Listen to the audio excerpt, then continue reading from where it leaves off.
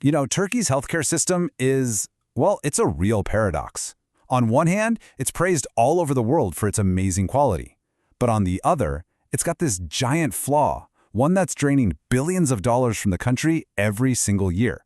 So, let's dive into this contradiction. So that's the big question, right? How can a system be this amazing success story and a massive economic failure at the very same time? How can you give your citizens world-class care, but not be able to make the basic stuff you need to do it? It's a puzzle, and today, we're going to try and put the pieces together. So let's break it down. On one side, you've got the wins. Healthcare that's super easy for everyone to access, and patients who are genuinely happy with the care they get. But then, you look at the other side of the coin, and it's a completely different story. We're talking about a serious dependency on other countries, local production that's basically gone nowhere, and a trade deficit that'll make your eyes water.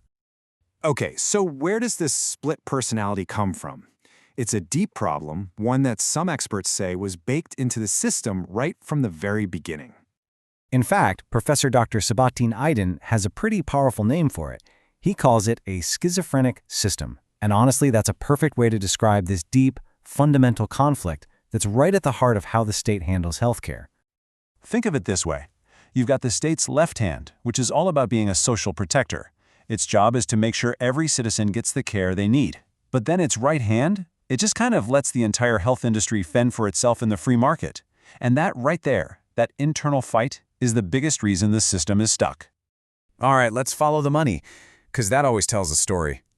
Just look at this. A whopping 77% of all the money spent on health in Turkey comes from public funds.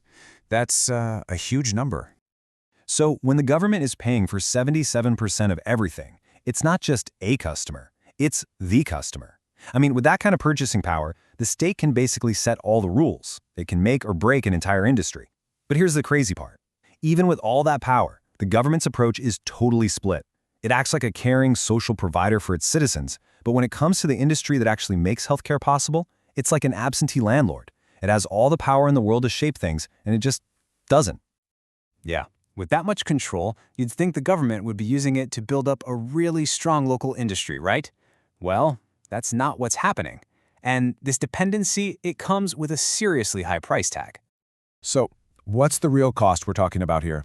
Let's just say the numbers are pretty staggering. $6 billion. That's how much money leaves Turkey every single year, just for imported medicines and medical supplies. Think about that. It's just gone. Wealth flowing straight out of the country. Can you just imagine what could be done if that money was being invested at home instead? And a huge piece of that $6 billion puzzle, it's pharmaceuticals. The trade imbalance is, well, it's just not sustainable. Get this, for every $30 worth of medicine Turkey exports, it imports $100 worth. I mean, that's a massive, massive gap. And it's not just about money. This next number, it tells a story of a huge missed opportunity. 8,549. That's how many ultrasound machines the Ministry of Health bought over the last 10 years. And guess how many were made locally? You guessed it, 0. Not a single one. Now imagine if the state had said, hey, we guarantee we'll buy these from a Turkish company. That would have kicked off a whole domestic industry. But instead, all that money went overseas. So you see, the price of this dependency isn't just some abstract number. It's a very real $6 billion leaving the country every year, and it's thousands of missed chances to build new industries from scratch. Okay, so the problem is pretty clear, right? The cost is huge, and a lot of opportunities have been missed. But it's not too late. There are some really interesting proposals out there on how to finally break this cycle. And probably the most solid idea on the table is creating something called a health industries presidency. The really smart part about this is that it's modeled on something that's already worked wonders, the defense industries presidency. The thinking is, hey, let's just take this same successful playbook that built up Turkey's defense sector and apply it to healthcare. Because right now, the situation is, well, it's a mess, a complete triangle. You've got the Ministry of Health saying, I'm the one using this stuff. The Ministry of Industry is over there setting policy. The Ministry of Finance is holding all the money, and the Social Security folks are handling the payments. It's like everyone is in their own little bubble, not talking to each other. So this new proposal cuts right through that. It creates a single owner for the whole system, one central body to unify all that authority. And then it can use the state's massive purchasing power strategically by doing things like offering guarantees to companies that, if they build it, the state will buy it. That's how you get investment. So really, the solution is all about unity, getting rid of that tangled mess and replacing it with one single authority that can turn the state's spending into a powerful tool for growth. Okay, so you're probably thinking what I'm thinking.